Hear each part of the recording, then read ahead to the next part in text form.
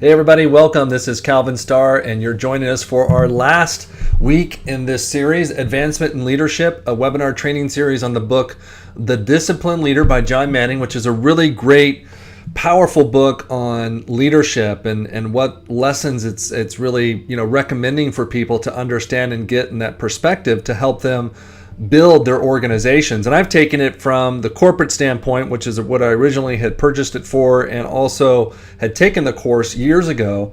But really, this is really for people that can also be in organizations as a network marketing leader, and kind of taking from my experience as a leader in network marketing, as a corporate leader. That's the purpose of what these webinar series are. And so it's a really powerful book. This is the last week, the last chapter, and I'm excited because it really rings true with some of the things that I'm doing right now in my life. And so I'm really excited to wrap this up and get on to the next project for me. So here we go.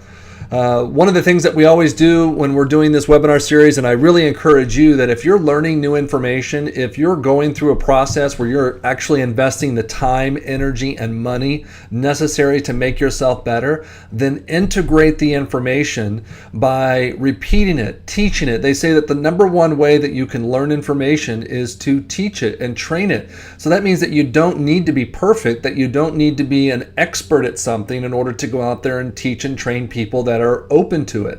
So we go through an integration process here, and I cover the last 3 chapters that we've gone over just to kind of recall the information for myself, but also for you too, to kind of give you a little refresher on some of the things that we've covered in the past.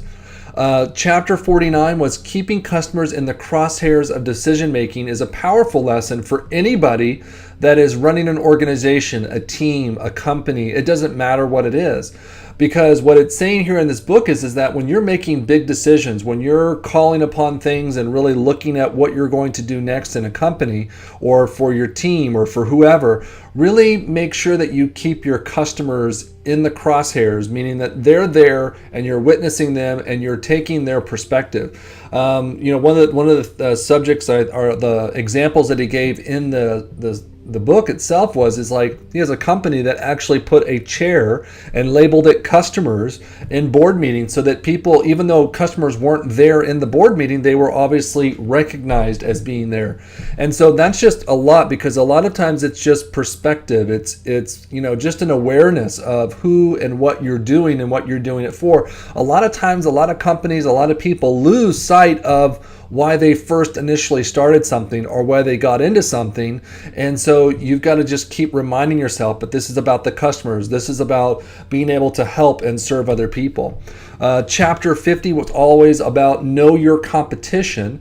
And for me, especially network marketing, you want to make sure you know something about your competition, because people will ask, because if they've typically have had experience, they know what questions to ask about products or maybe compensation plans or about companies or who's running it, who's doing this, because all of that makes sense. For me, this chapter, when I kind of read into it a little bit, was about knowing yourself, because you're your biggest competition and you need to know how and what it is that you do to really make things work in your life. And so if you don't know why you don't do things, then you may not actually do them. And so really know who you are, know what works best. And that doesn't mean that works best maybe feels the best to you. It's about what's your greatest result, what success are you getting in your life.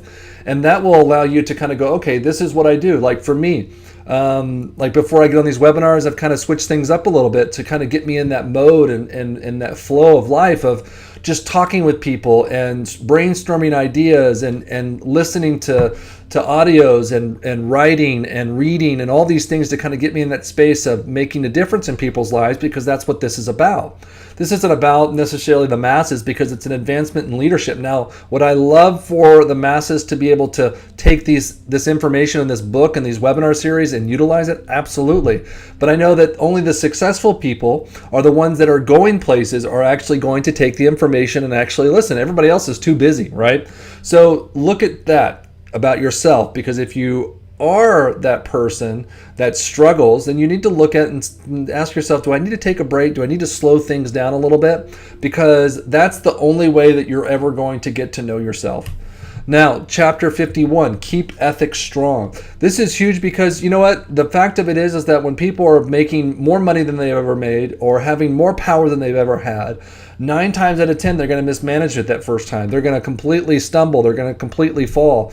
And so it's your job to kind of be that person that is aware of things like that. And when you see something that goes wrong or that somebody is doing wrong, have enough faith and leadership in your own team and organization to call somebody out, not in public, Jesus, not in public because that's never going to go right, but actually do it in private where you could say, hey, listen, this is what I've heard, this is what's going on, or hey, this is what I saw that you did, and we need to look at that because that to me is an ethics challenge.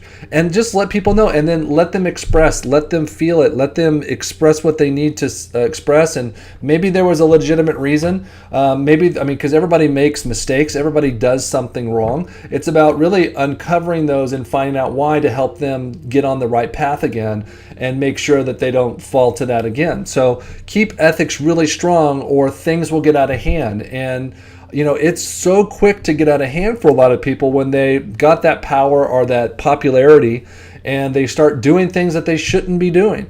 I've been there. I've done it years ago. And it's like, and sometimes I still feel like I'm having to live through those experiences so that it's a reminder of what's to come.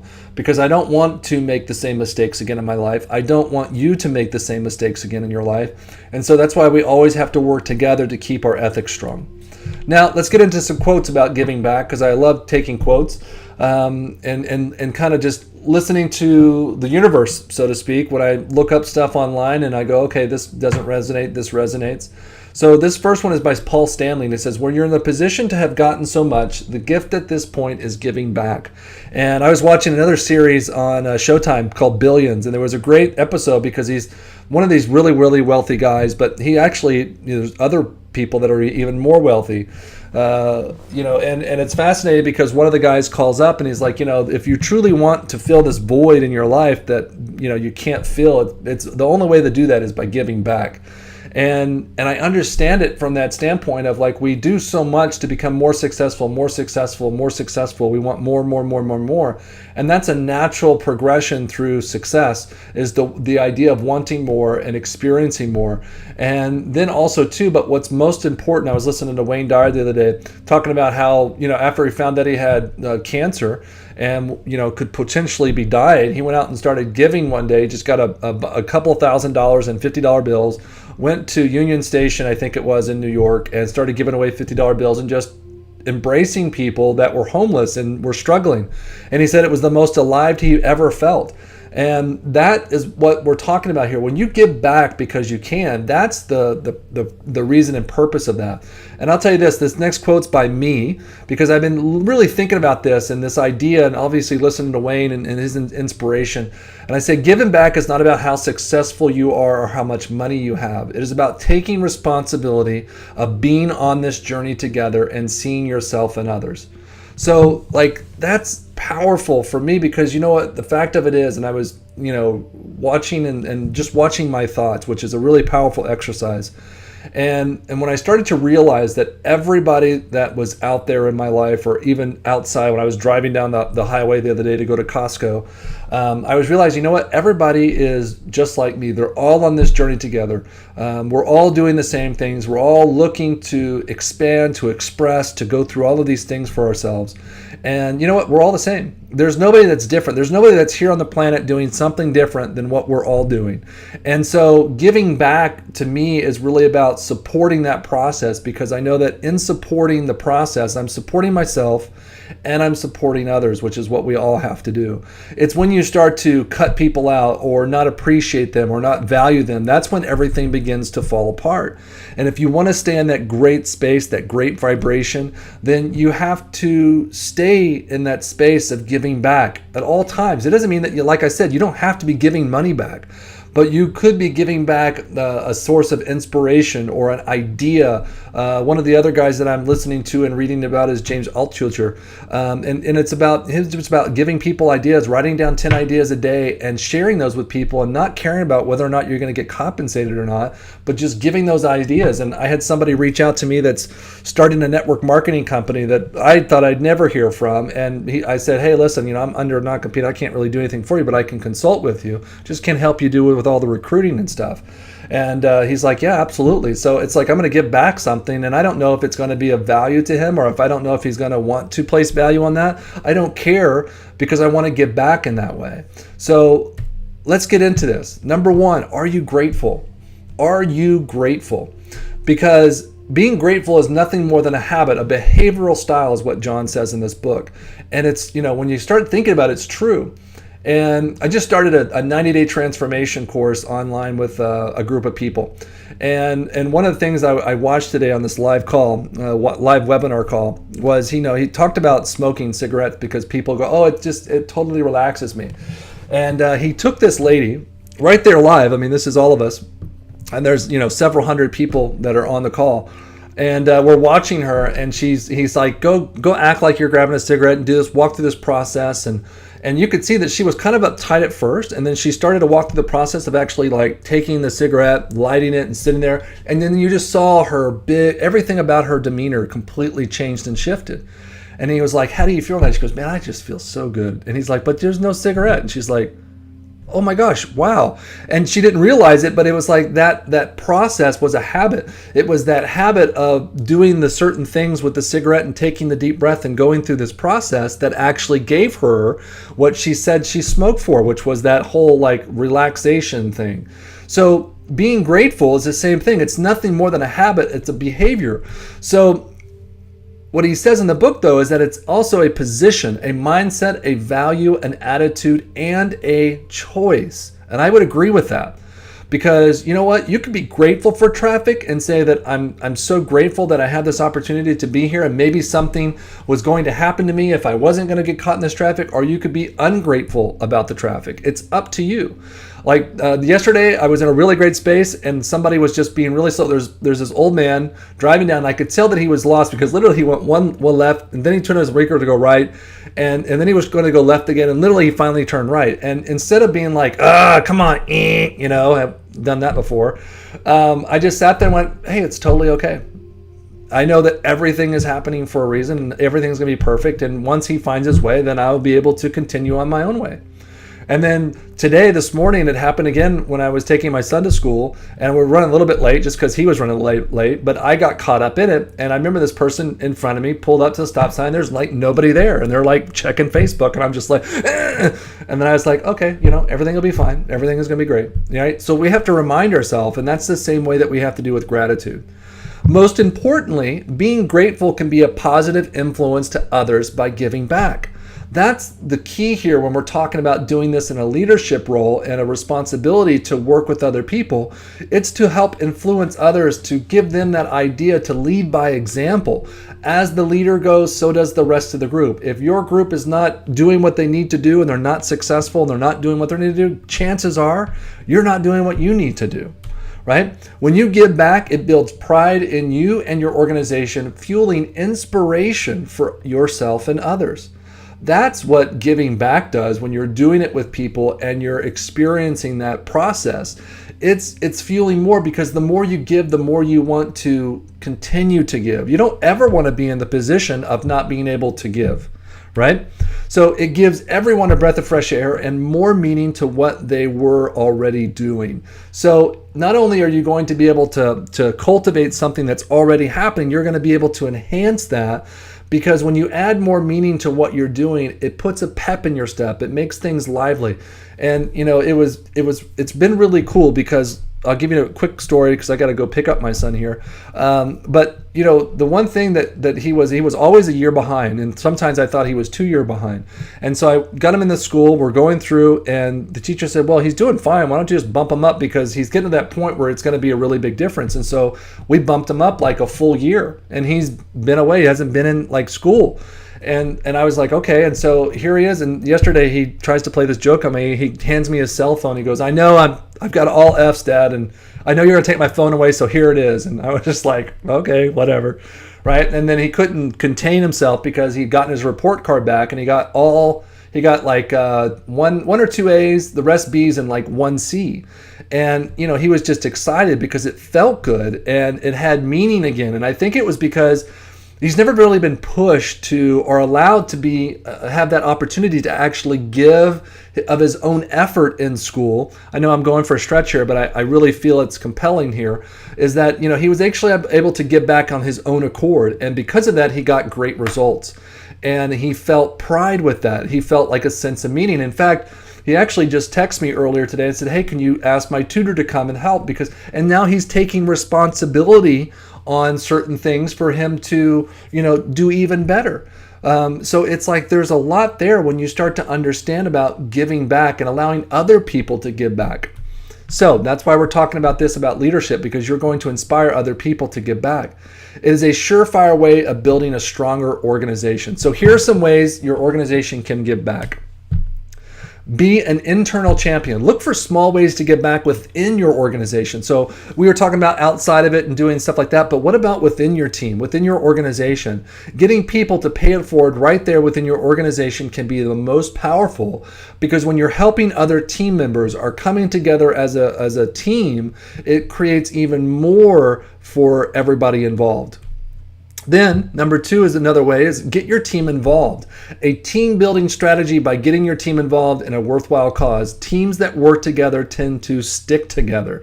Okay, so get your team, get as many people as involved as possible and kind of lead the way, lead the charge. Maybe it's a homeless shelter, maybe it's a soup kitchen, maybe it's just picking up litter. Whatever it is, get people involved. And then number three is get your organization involved. See if you can go up to the people and say, hey, let's get everybody involved, not just your team, but maybe other people that are in the organization as a whole, and learn to use your influences for that positive portion of it. So get your team involved as a whole and let people see it, letting people know that giving back is fun, it's exciting, and because there's a hidden meaning there, and that's part of giving back as well, is that it will actually create more meaning and more substance in what you're doing and what other people are doing. So it's kind of like this hidden gift at times. So let's take action now. Okay, let's take action now. Number one, identify some specific community activities that your organization can sponsor by either, if you've got the money or if you've got the time. And I always tell people that, you've either got the money to put in or you've got the time to put in. Or sometimes you can put in both. Maybe you've achieved that level of success and you've got that total integration into what your success means by giving back your time and your money.